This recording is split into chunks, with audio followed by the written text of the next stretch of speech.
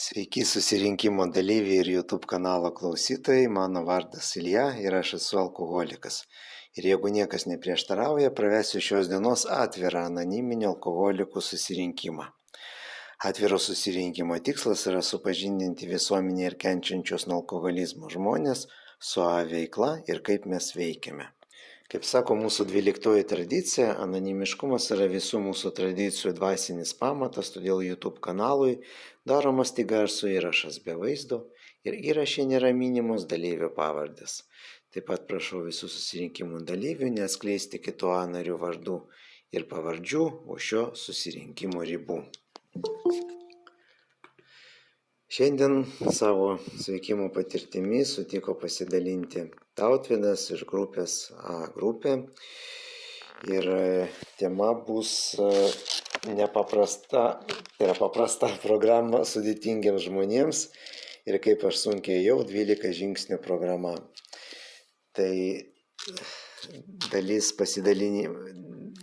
laiko bus skirta pasidalinimui, dalis laiko bus skirtas jūsų klausimams.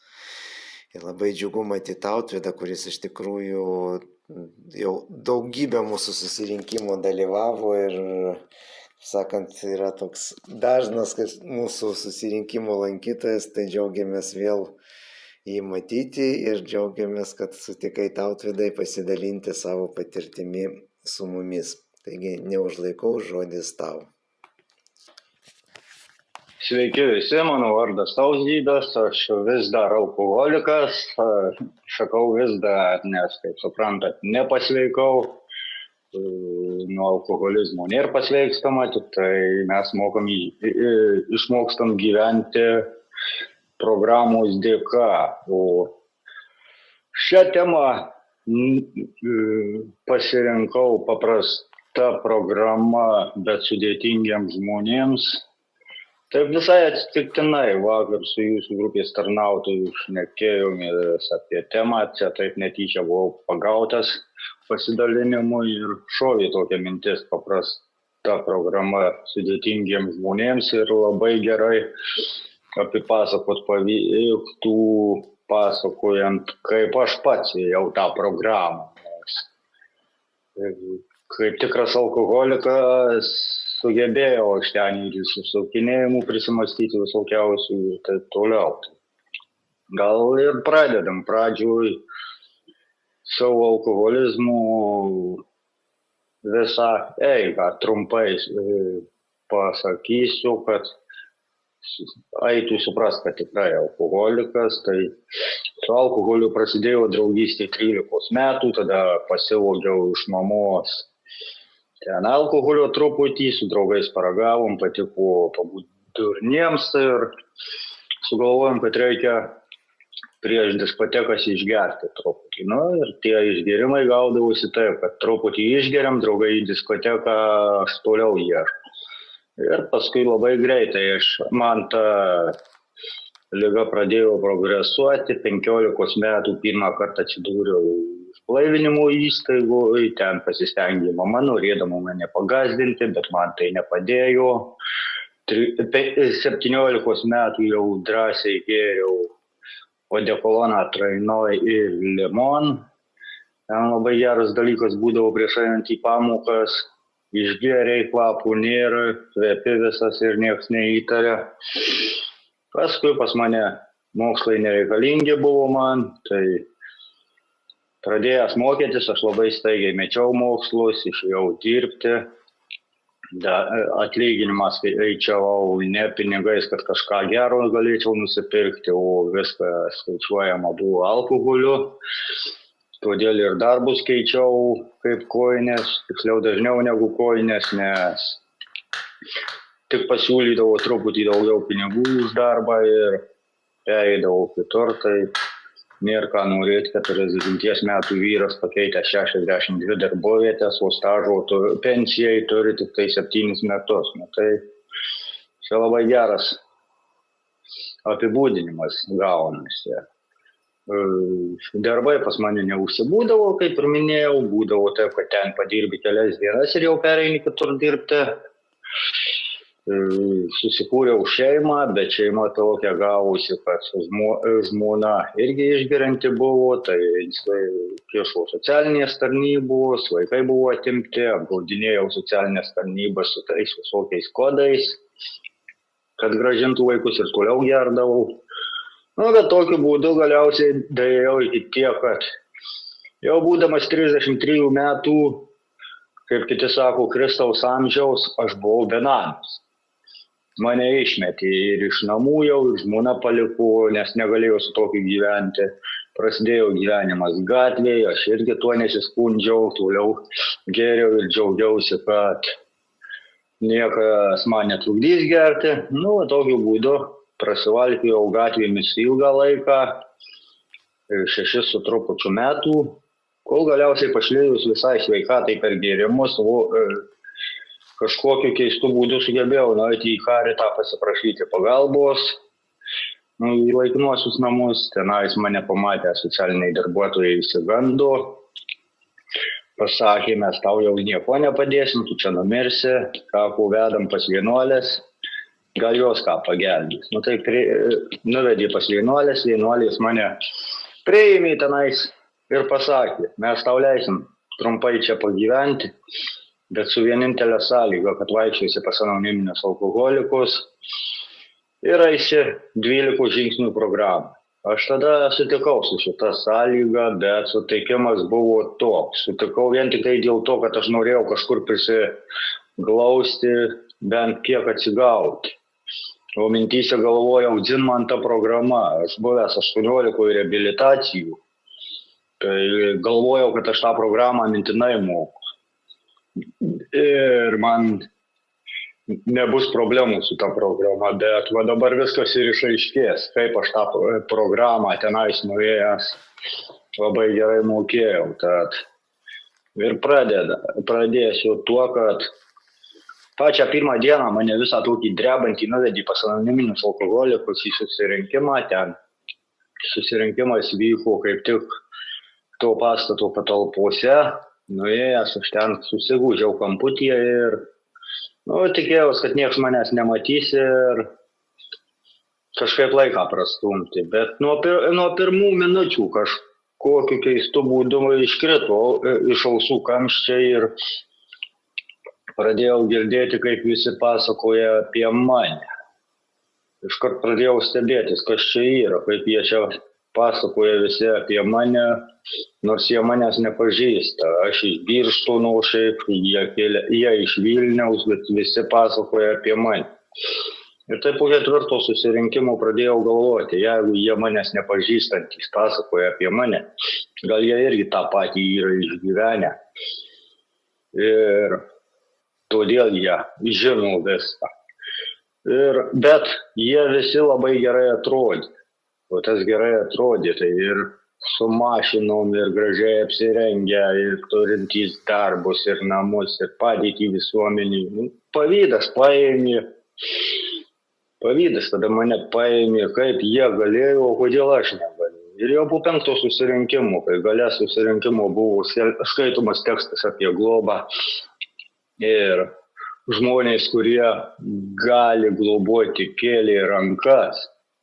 Aš neturėjau pasirinkimo, aš nemačiau, kas kelia rankas, kadangi aš be akinių esu visiškai aklas, o tuo metu akinių neturėjau. Tai pamačiau, kad šalia sėdintis žmogus pakėlė ranką ir po susirinkimo aš priėjau ir paprašiau, kad būtų mano globėjai. Jis sutiko padėti man eiti žingsniais. Ir prasidėjo toksai bandymas eiti programa, bet pas mane dar einant programa buvo tų visokių išsišokinėjimų. Atsimenu, pirma globėjų užduotis buvo kiekvieną vakarą paskirtų laiku skambinti. Tai aš pirmą vakarą paskambinau 5 minutėm anksčiau. Iš karto man buvo pasakyta, kada tau buvo liepta skambinti. 8:30 arba 8:45. Tuo metu aš iš karto supykau mintyse, kas jis per vienas, kad čia dar man vadovautų.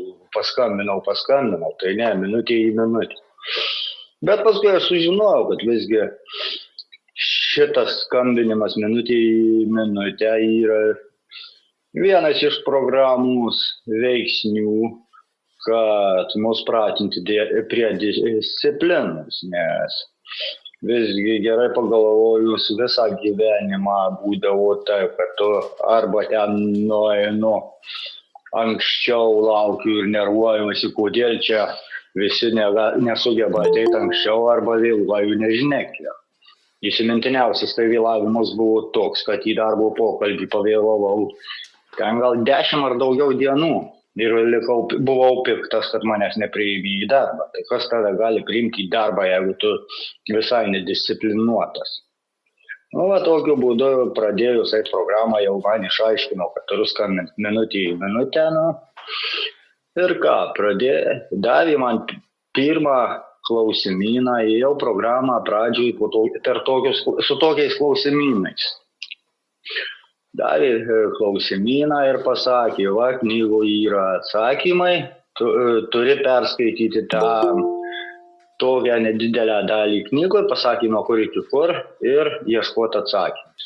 Tai ne, aš pasiėmiau tą knygą skaityti, perskaičiau ne tik kiek man buvo užduota, dar vienu skyrium daugiau. Ir vakare paskambinęs globėjui pasakiau, aš perskaičiau daugiau. Globėjas sako, kiek aš tau liepiau skaityti. Skaitai tiek, kiek užduota, o ne užsiimi saviveiklą ir darai ką nori.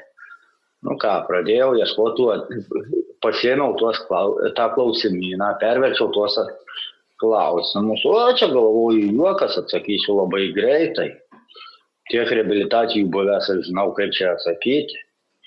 Jau atsisėdau prie to klausimyno, kad atsakinėti. Buvo užduota pati pirmutinė malda prieš sėdant dirbti su programa. Man buvo globėjas užrašęs žinių maldą. Jis skamba taip: Dieve, leisk atidėti į šalį viską, ką žinau apie tave, save, kitus ir sveikimą. Kad ateitų naujas tavęs, savęs, kitų ir taip mums reikalingos veikimo pažinimas. Tebūnie ne mano, bet tavo valia. Bet globėjas man šitą maldą buvo liepęs garsiai sakyti, kad pats išgirščiau žodžius. Ir po šitos maldos pasakymo supratau, kad visgi, ką žinau, tai gali būti, kad aš ir nežinau. Gal šį kartą neatsakinėti, kaip aš žinau, o vakare pasiklausti reikia pas globėją.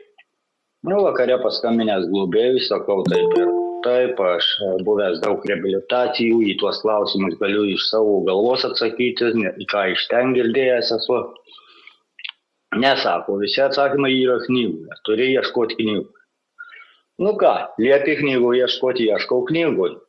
Labai tingėjau, tai prašiau pas kitą moterį gyvenančią irgi toj prieglaudoj, kad duotų nusirašyti, jinai nedavė nusirašyti, pasakė, viskas ir knygų ieškok tenais. Likau piktas, tau ką gaila. Pradėjau ieškoti visų atsakymų. Sunku buvo, bet kažkokiu būdu lyg ir visus radau, bet pačio pirmutinio tai ir neradau. O pats pirmutinis klausimas buvo, apie ką ši knyga. Ir aš to atsakymo niekur neradau. Susitikus jau su globėju, kad liepė globėjas skaityti, ką esu prisirašęs. Aš jam pasakiau, į tą pirmutinį klausimą atsakymo nežinau. Neradau, o visus kitus radau. Perskaičiau, ką buvau užsirašęs. Jisai sako, o dabar grįžtant prie to, kur neradai atsakymo. Pasiimk knygą, pasiimu knygą. Jisai sako, kas dabar ant knygos yra parašyta. Aš skaitau, kas ten ant knygos parašyta. Pasakojimas, kaip 1000 vyrų ir moterų pasveiko nuo alkoholizmo. Čia ir yra atsakymas. O aš pasiėmęs knygą viršelio, tai neskaičiau. Aš iškart atsiverčiau kažkur ir pradėjau ieškoti, kad vidury būtų parašyta.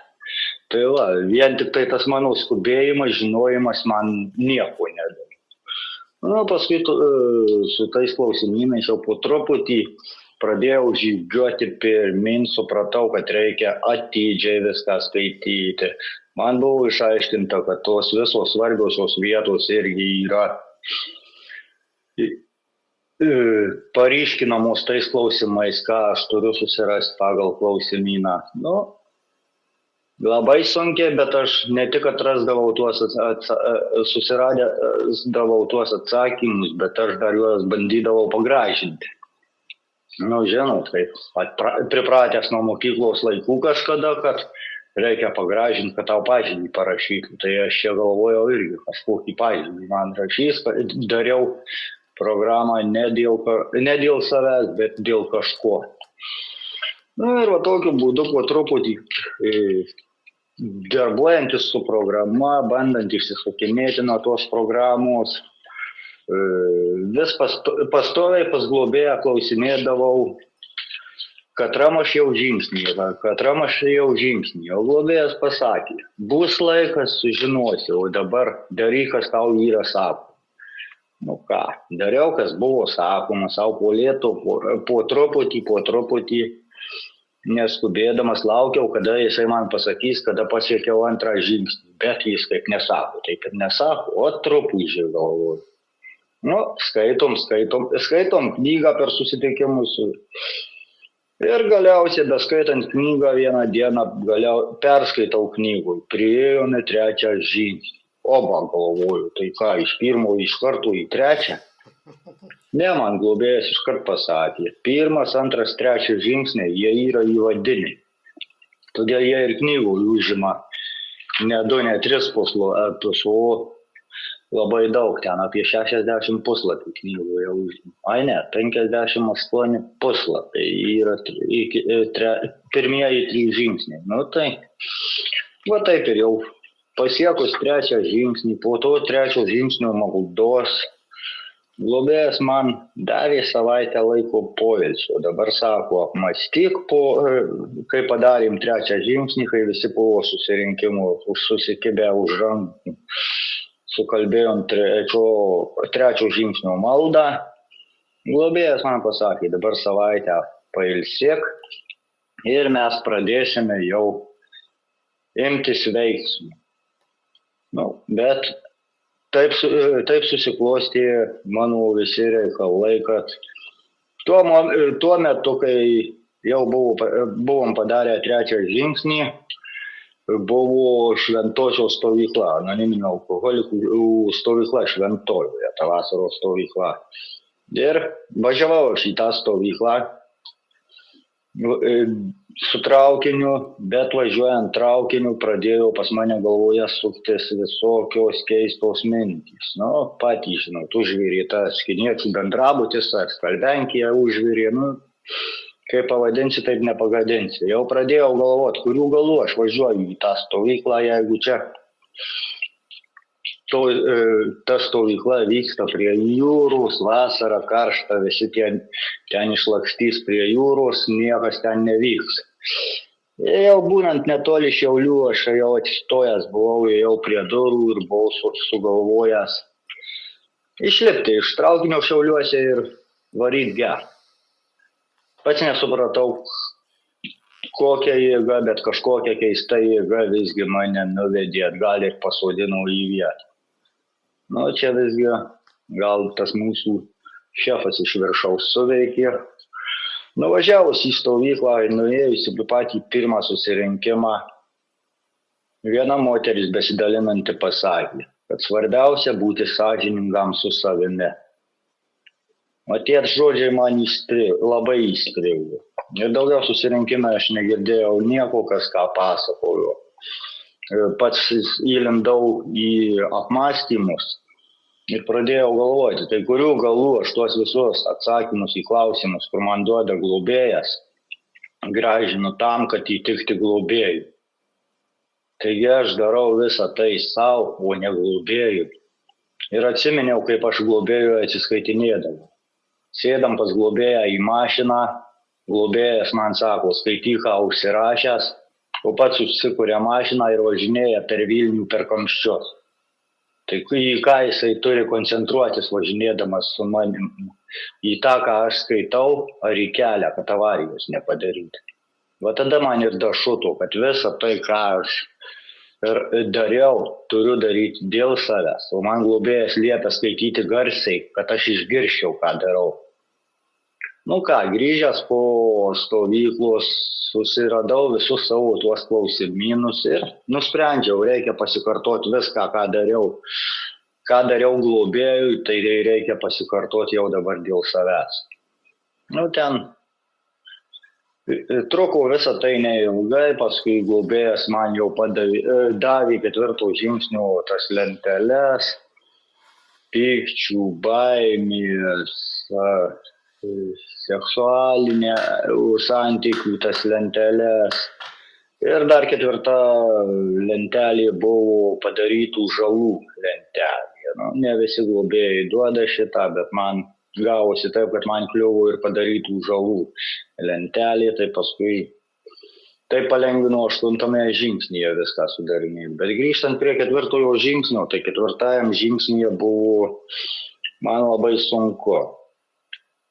Pildant pykčių lentelę, gal su pykčių lentelė dar per daug sunkumų nejaučiau. Pirmoje vietoje įrašiau mamą, paskui ten irgi labai sąrašas nemažas buvo, bet kai globėjas man pasakė, kai jau buvau sudaręs visą sąrašą, kad turiu už jį visus pasimelsti, va tada man ir buvo peilis. Pasakiau globėjui, kad aš negaliu. Negaliu, kadangi pirmoje vietoje mama, aš ant jos labai pykstu, kadangi manęs neaugino nuo mažiukų, aš turėjau pats suktis kažkaip per galvą. Bet visgi paskui išaiškėjo, kad visas tas pyktis ant mamos buvo ne dėl kažkieno kito, o dėl mano paties kaltės. Visgi aš iš jos ir vogiau, ir mušiau ją. Ir dar apie ją labai negražiai šnekėjau. Nu tai kaip galėjo jinai su tokiu žmogum gyventi? Nu tai todėl ir stengiasi privengti. Nu va tokiu būdu visgi sunkiai aš tas lenteles pildžiau. Dėl baimių lentelės tai iš manęs juokėsi globėjas Zuikis be baimės, nes baimių lentelėje buvo gal 4 ar 5 įrašai tik tai. Nu, užtrukau aš tam 4 žingsnyje labai ilgai. 4 su trupučiu mėnesio prasidėjo 4 žingsnį. Globėjas pradėjo iš manęs šaipytis, kad reikia įrašyti į pasaulio tą Gineso rekordų knygą, kaip ilgiausiai sėdinti 4 žingsnyje. Nu, čia buvo man spyris į minkštą vietą toksai. Ir visgi susigriebiau ir išrašiau viską, ką reikėjo. Nu ką, baigus pildytas lenteles, priartėjo 5 žingsnis. Va ten tai buvo man jau su tuo 5 žingsniu. Dieną prieš mano 5 žingsnį, kaip tik toje grupėje, į kurią eidavom trečiadieniais, buvo skaitoma iš knygos ištrauka apie 5 žingsnį. Ir visi dalyvavę susirinkime irgi dalinosi savo patirtimis. Siaubas, klausau susigūžęs, galvoju, kas čia dabar. Galiausiai, kai iki manęs daėjo eilė, kad man dalintis, aš tik tai prisistačiau ir pasakiau. Siaubas, visa tai man rytoj gresia. Dalyvaujantys susirinkime tuo metu iš tų žodžių susijuokė. Bet aš tą jų susijuokimą nepalaikiau kaip tyčiojimąsi iš manęs, o supratau, kad čia jie juokėsi palaikydami mane. Tai man labai padėjo. O labiausiai tai patiko, kai vienas iš susirinkimų dalyvių dar apie 5 žingsnį papasakojo anekdotą. Galiu aš irgi dabar jį paminėti labai greitai. Daro 5 žingsnį globotinis su globėju. Viską išpasakoja globotinis globėjui ir globėjas klausė, ar viskas. Globotinis sako viskas. Globėjas dar kartą klausė, ar tikrai viskas. Nu, tada globotinis klausia. Nu, sako, o tai privalau visiškai viską sakyti. Taip, sako. Nu, globotinis taip, norom pasako. Nu, buvo atvejis. Kažkada išdulkinau kanarėlę. Globėjas atsisuka į jį ir klausia, pas tave taip pat, nu, dviesi. Nu, vienu žodžiu, ką tu globėjui besakysi, tai nebus nauja. Nu, tai va šitas anekdotas mane padrasino. Nežinau kodėl, gal, kad pats visą gyvenimą mėgstantis humorą, tai galbūt dėl to man jisai tiko. Ir kitą dieną jau atvažiavo globėjas, važiavom su globėju pas jį į sodybą to 5 žingsnio daryti. Ir aš tada labai bijojau dar. Dar buvau prisigalvoję, sąsiuvinį vartydamas galvojau taip, kad aha, šitą sakysiu, šito nesakysiu, dėl šito dar pagalvosiu, ar sakyti ar ne. Nu, vienu žodžiu, toks ant klaustukų važiavau, ką sakyti ir ko nesakyti.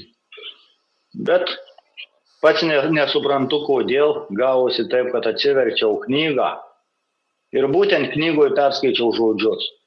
Jei tikimės ilgai ir laimingai gyventi šiame pasaulyje, turime su kuo nors būti iki galo atviri.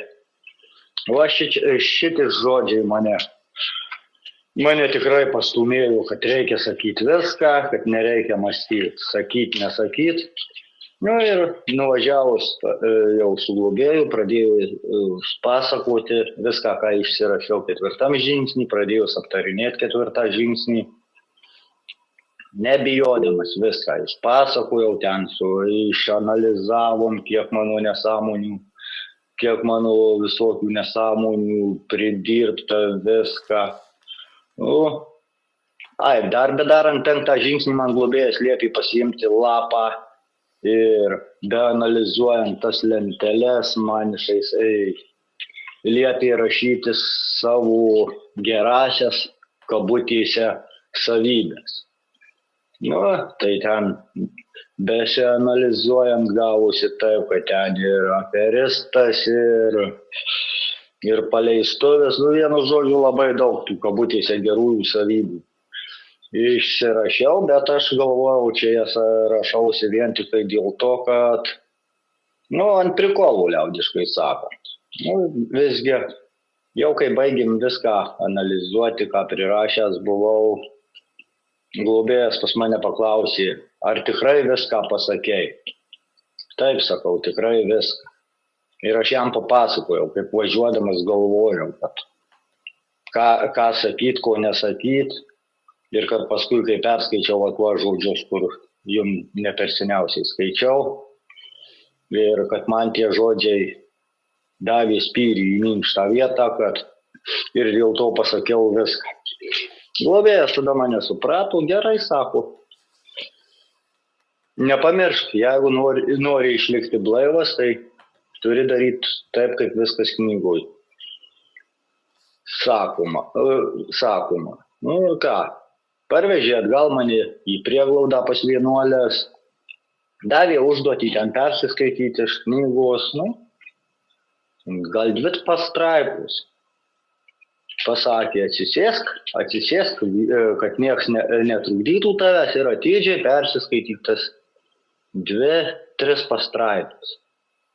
Nu, grįžau, atsisėdau, perskaičiau tas pastraipas, nu ir aš pamiršau, ką ten skaičiau. Vienu žodžiu, atmestinai viską padariau, bet po 5 žingsnio visgi kažkokiu keistu būdu aš vis tiek keletui dienų pasinėriau į tokius keistus apmąstymus. Ir net toj prieglaudoj, kur gyvenau, gyventojai pas mane klausė, kas nutiko. Nu, sako, kažkas nutikė, kažko pasikeitė, užsidaręs pasidarė. Aš tada labai susimaščiau, kas čia yra negerai, ką esu pridirbęs. Ir paskui aš tik tai vėliau sužinojau, kad tie kabutėse gerosios savybės, kur susirašinėjom su globėju. Tai čia ir buvo, kaip ir 6 žingsnis. Išsivardinau pats savo, savo būdo trūkumus. Nu, bet aš pradžioje juokiausi, aš čia toks, viską pasirodo, čia buvo tos mano kaip ir būdo savybės. Nu, paskui jau tas 7 žingsnis, aš iš visų 7 žingsnių ten galvojau, kad jis man kažkur pradingo. Paklausiau pas globėją, atsako, viskas tvarkoja, atsargiai iš naujo perskaitai apie tą 7 žingsnį. Galiausiai 7 žingsnio malda irgi ją reikia dažnai naudoti, o jinai skamba taip, mano kūrėjau. Dabar aš pasirengęs, kad tu priimtum mane visą gerą ir blogą. Meldžiu pašalink kiekvieną mano būdo ydą, kuri trukdo man būti naudingam tau ir kitiems. Suteik stiprybės, nes aš einu vykdyti tavo valios. Amen. Sako, šita malda turi pas tave būti irgi dažnai ir bandyti su tom savybėm susitvarkyti. Aš nesupratau, kodėl aš šitą maldą kartojau ant lapukų užsirašęs, bet aš ją kartojau ne tam, kad man jos reikėjo, aš norėjau, kad aš meldžiuosi, tai tu jisai ir pašalino. Bet galiausiai išėjo taip, kad su vienu iš draugijos narių teko šnekėtis ir sakau, kažkas yra negerai su tuo 7 žingsniu. Aš pas Dievą prašau, kad jisai pašalintų mano būdo trūkumus, bet jie niekaip nesišalino. Kaip buvo, taip ir yra. Kaip pamatęs kokią gražesnę moterį, noriu jos, taip noriu. Kaip dar kažką noriu pavogti iš parduotuvės, taip noriu. Kodėl nedingsta tie mano būdo trūkumai. Tas draugijos narys pasakė, palauk. Jeigu tu nieko pats nedarysi, už tave nieks nepadarys. Prašyti neužtenka, reikia pačiam imtis veiksmų. Knygoje aiškiai parašyta, mes darom žingsnį, Dievas daro 10. Mes kažko nedarom, Dievas irgi už mus nieko nepadarys. Tai turim patys dėti savo pastangas. Tokiu būdu visgi pradėjau pats stengtis tvarkyti su tais savo būdo trūkumais. Negaliu sakyti, kad visiškai su jais susitvarkęs, bet stengiuosi kiek įmanoma.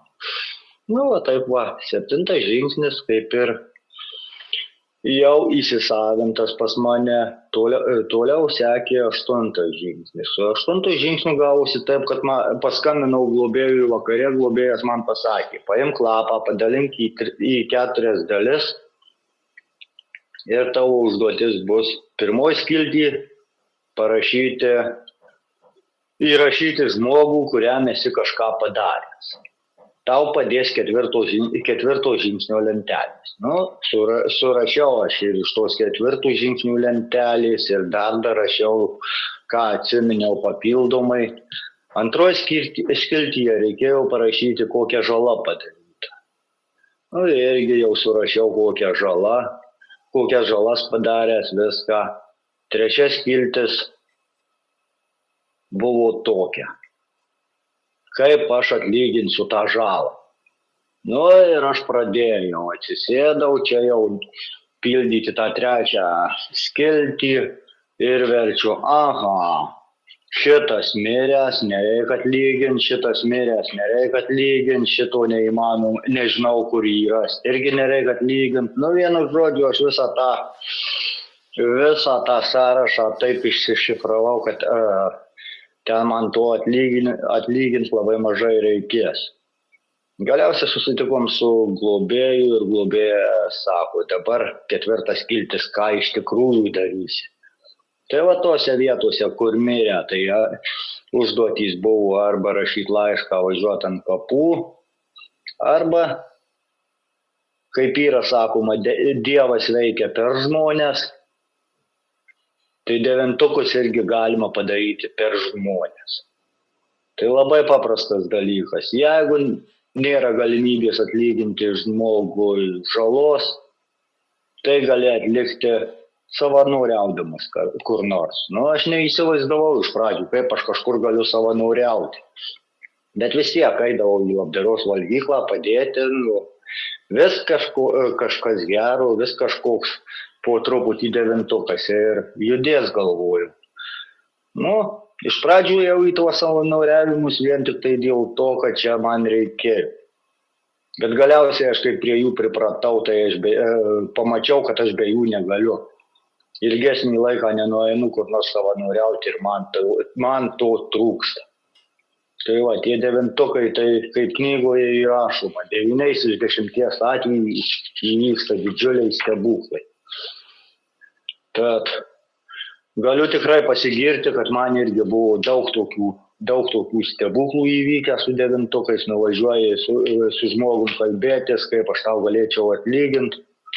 O prieš tai prisikūręs, kad jau čia užsiprašys ojojoj, bet visgi kuo puikiausiai pasišnekam, tai darydamas 9 žingsnius, galima sakyti, atradau labai daug puikių žmonių, kuriuos aš visą gyvenimą galvojau, kad jie žvėrys, ten visokiais žodžiais vadindavau ir taip toliau, pasirodo, jie yra visai kitokį, negu aš įsivaizdavau. Nu ir ką, galiausiai daėjom iki to 10 žingsnio.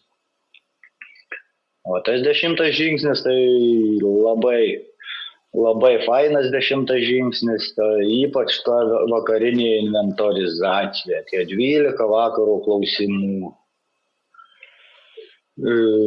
Dabar aš į tuos klausimus, šiuo metu aš į tuos klausimus jau neatsakinėju.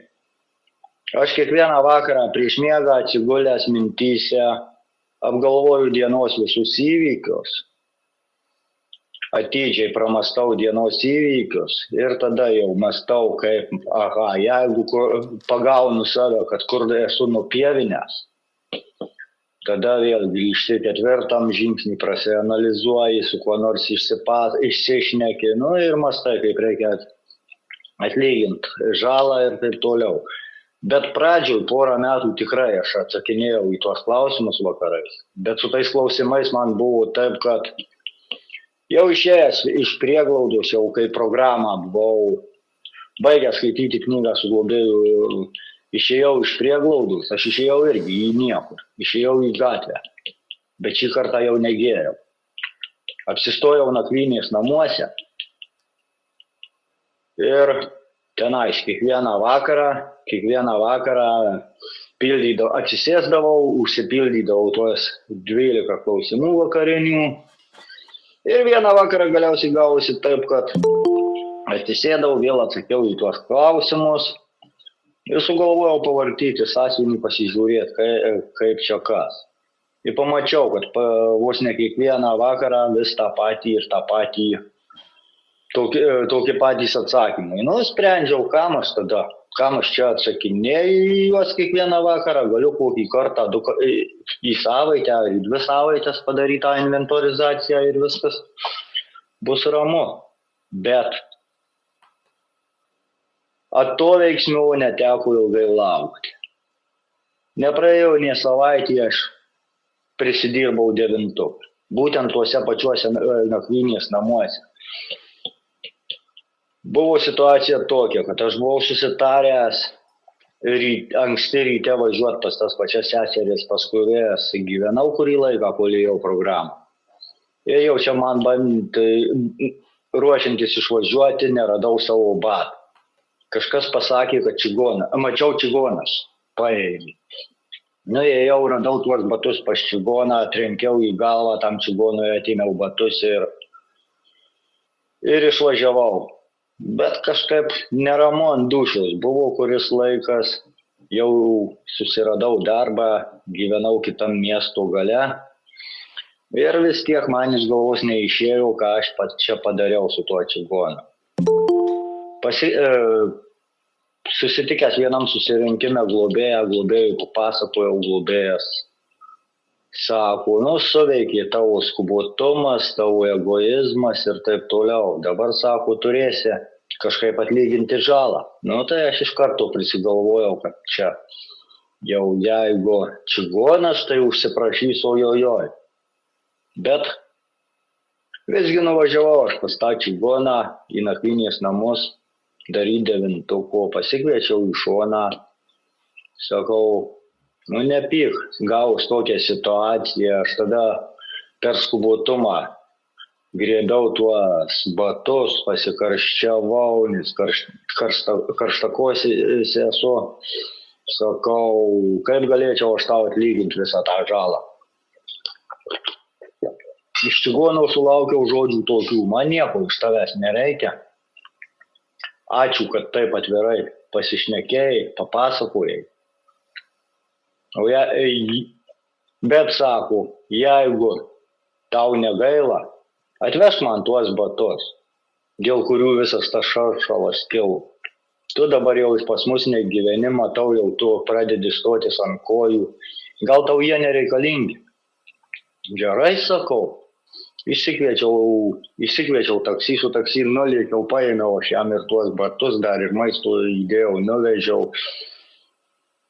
Laimingi, patenkinti, atsisveikinom, apsikabinom ir 9 kaip ir padarytas, bet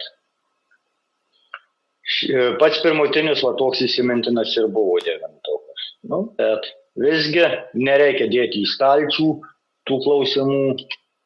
Arba su klausimais, arba kažkokiu kitu būdu vis tiek vakare turim apgalvoti, ką mes per dieną pridirbom nesąmonių ir grįžti prasianalizuoti. Toliau su 11 žingsniu, tai 11 žingsnis kaip čia pas mus skamba, aš jau net ir primiršau bekalbėdamas. Malda ir meditacija siekime stiprinti sąmoningą ryšį su Dievu, kaip mes jį suprantame, melsdami vien sugebėjimo pažinti jo valią mums ir stiprybės ją vykdyti. Pas mane su tom visokiais bažnytiniais reikalais nėra tokio tikėjimo didelio, bet aš turiu savo Dievą. Kaip knygoje ir buvo parašyta apie Bilą ir Rebį, kad kodėl tau nesusikūrus savos Dievo sampratos. Tai va šitą sampratą aš irgi turiu ir aš turiu tokį nematomą draugą, su kuriuo niekam nematant, niekam negirdint pasišneku. Ir mano toks ryšys su Dievu ir išliko. Man nereikia vaikščioti į bažnyčias, ten ištaigingas, žiūrėti į tuos išpuoštus kryžius ir taip toliau. Aš galiu pats pasišnekėti su savo Dievu ir visą tai man padeda. O kas padeda negerti, tas yra labai gerai. Ir ką, 12 žingsnis. 12 žingsnių dėka dvasiškai pabudę. Mes stengiamės perduoti tą žinią kitiems alkoholikams ir visada gyventi pagal šias nuostatas.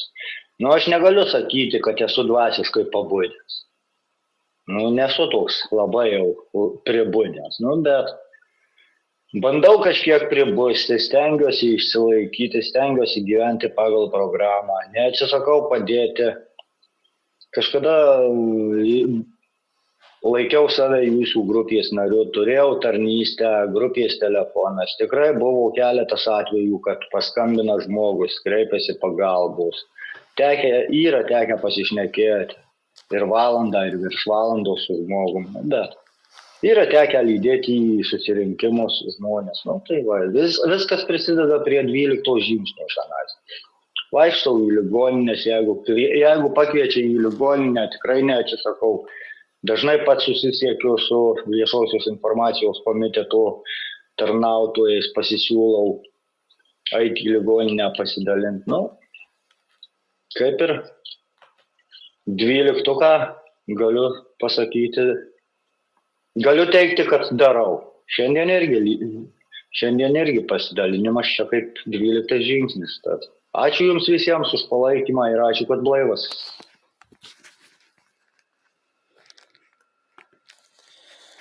Ačiū labai tau, Tautvidai, už tokį išsamų ir nuoširdų pasidalinimą. Dar turim laiko klausimams, o klausti gali visi susirinkimo dalyviai ir nebūtinai iš tos temos, kur dalinasi Tautvydas. Jeigu turite bet kurį aktualų jums klausimą susijusiu su mūsų liga ir sveikimu, tai prašome klausti, tai laukiame klausimų.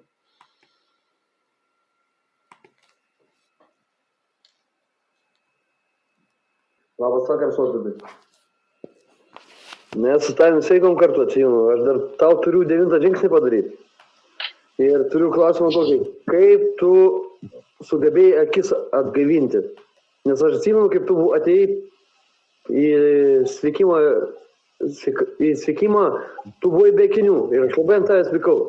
Aš nesupratau, kad tu nematai, o dabar supratau, kad tu esi nematomas, ta prasme, nematai nieko. O kaip tu tą atgavai ir kaip tu atsiskaitėjai tam žmogui, 9 žingsnį darėjai ar kažką darėjai, kaip aš nesuprantu, iš kur tu akinius gavai tas.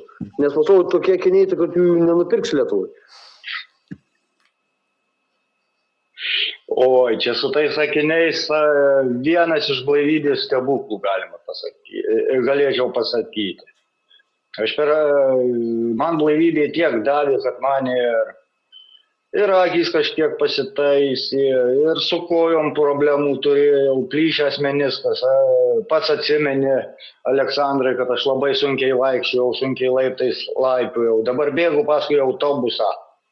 Nei operacijų nereikėjo, pats nesuprantu kodėl, bet visgi, kaip daug kas sako, daug kas bando įvardinti, tai čia vienas iš blaivybės stebuklų. Negaliu kitaip apibūdinti.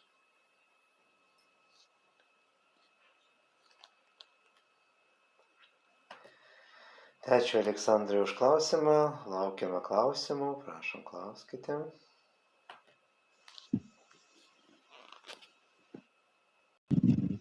Alkoholikas, aš klausimų daug turiu, bet tai pabiški. Kaip tau dabar sekasi su dukra, su vaikais? Kaip tau sekasi dabar 9 žingsnį eidamas, jeigu jie pamatė, kad tu jau sveiksi ar dar kažką, tai kaip jie reaguoja į tai?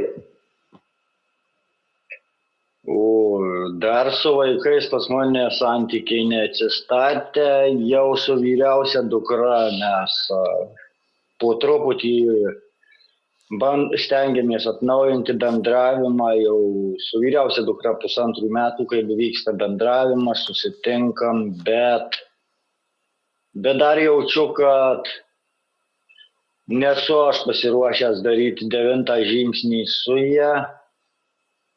Ir dar vienas dalykas, kad ir pas mano dukrą yra priklausomybė, ne alkoholizmas, bet yra kita priklausomybė. Ir kažką reikia galvoti ir su jie, tad dabar taip skubiai negaliu aš jos griebti ir sakyti, va, dukrelė, sėdam, pasišnekam, reikia visgi laiko. O su kitais vaikais dar nėra atsistatęs bendravimas, tad kol kas dar nenori priimti, tad šitoj vietoje aš per jėgą ir nesiveržiu, kad neužsitraukti dar didesnės neapykantos. Tad ir knygoje yra, tiksliau ne knygų, o 9 žingsnis taip ir skamba, kur galėdami asmeniškai atitaisime skriaudą žmonėms, išskyrus atvejus, kai tuo būtume pakenkę jiems ar kam nors kitam. Tai šiuo momentu nenorėdamas aš jiems pakenkti, tai laikinai neskubu ir 9 su jais atėjus laikui. Tai darysiu, tad laikas irgi visagalis. Tad nežinau, ne šiandien, ne rytoj, bet kažkada vis tiek bus padaryta. Tikiuosi atsakiau.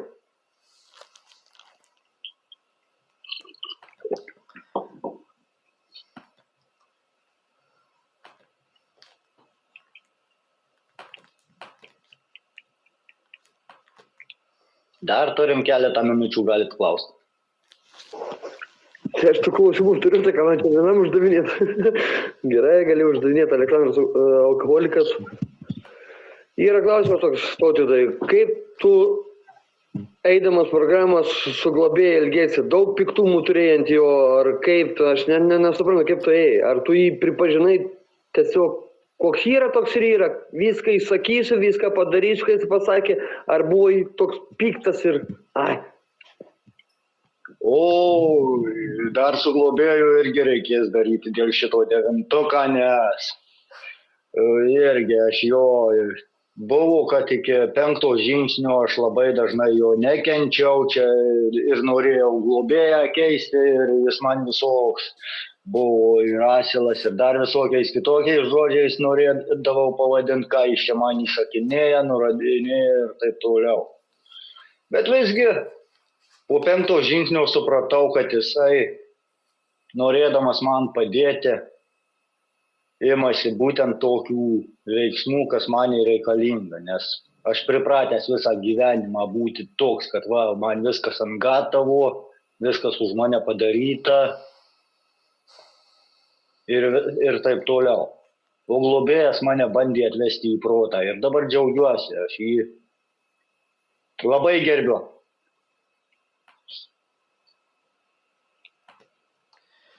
Ačiū labai. Nu, atsiprašau, Aleksandras.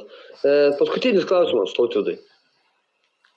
Kas nutiko, kad tu pasirašai daryti 12 žingsnį? Va, pavyzdžiui, net ir čia kalbi, vaikščioti ten, dalintis kažkur tai, ar į detoksą, ir į...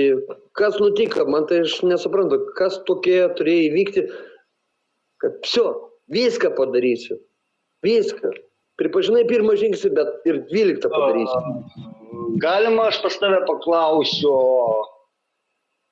atsakysiu klausimą. Kaip šita programa vadinasi? 12, nu. Nu, 12 žingsnių. Tai kodėl tu nori daryti tik tai 11, o ne 12? Jeigu pasakyta 12, reiškia 12. Ar ne tai?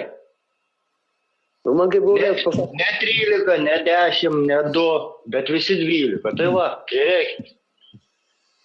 Kitaip nieko ir nebus. Man labai patiko vieno iš draugijos narių pasakymas. Medikai rekomenduoja per dieną nueiti bent 10 000 žingsnių. Bet kokia nauda iš tų 10 000 žingsnių bus, jeigu mes nesugebam į tuos 12 sutelkti? Negaliu sakyti kas, bet matau jisai šypsos.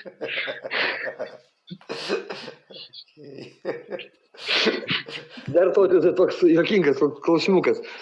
Tu kaip ėjai, net pasakai, viską padarysi, ką kalbės pasakys, ne? Bet kaip ėjai 12 žingsnių, daėjai į 12 ir sakai, nebuvo tokio momentas. Kam aš tokį dalyką darysiu, kažkam padėsiu, kokiam pačiam, kaip dalbajobui, kaip aš, alkoholikas ar dar kažkas, tai kaip aš čia galėsiu taip daryti? Tai nebuvo tokių minčių. Pradžioj programos gal taip ir galvojau, bet kai baigiau skaityti knygą su globėju, gavosi taip, kad dalyvavau būtent šios grupės susirinkime ir buvo 2 naujokai. Kalbėjom apie pirmą žingsnį tą dieną susirinkime. Ir paskui po susirinkimo dar mūsų pokalbis gal pusę valandos truko lauke. Ir paskui važiuojant jau po susirinkimo į namus, šovė tokia mintis, kaip faina pasidalinti buvo su naujokais. Būtų įdomu kada nors į detoksą apsilankyti irgi pasidalinti. Ir kaip tyčia, nepraėjo nei para, skambina irgi viena draugijos narė, sako, gal nori rytoj su manim į detoksą eiti. Šokas buvo. Čia tik pagalvojau, ant staigaus gaunu pasiūlymą į detoksą. Viskas. Tikrai buvo spyris labai geras ir dabar neatsisakau ir man pačiam labai patinka padėti kitiems. Reikia nepamiršti, kur pats sėdėjau.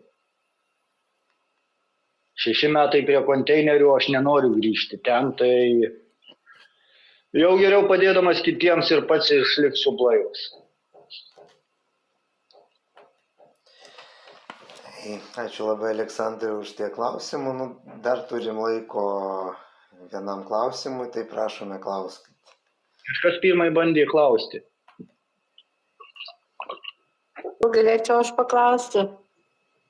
Labas, Tautvidai, tavo alkoholiką. Norėjau paklausti, o kaip tavo santykiai su vaikais, ar jie gerėja? Tai aš neseniai atsakiau Aleksandrui, kad su vyriausia dukra jau bendraujam 1,5 metų, o su kitais vaikais dar bendravimo nėra.